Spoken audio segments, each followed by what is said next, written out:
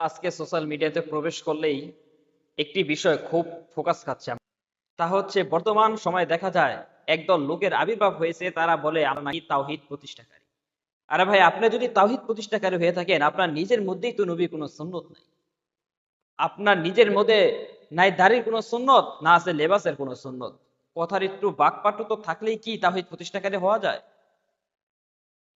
আপনি যদি তাওহীদ প্রতিষ্ঠাকারী হয়ে থাকেন, তাহলে তাওহীদ প্রতিষ্ঠাকারীর মাধ্যম কি আপনি তো তাও জানেন না। আপনি তাওহীদ প্রতিষ্ঠাকারীর মাধ্যম বানিয়ে নিয়েছেন।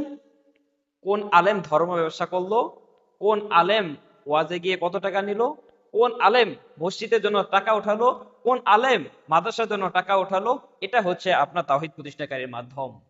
আপনি বলেন উলামায়ে কেরাম সুন্নতের কথা বলে, উলামায়ে কেরাম নামাজের কথা বলে, উলামায়ে কেরাম হজের কথা বলে, কিন্তু উলামায়ে কেরাম কেন কেতালের কথা বললেন না?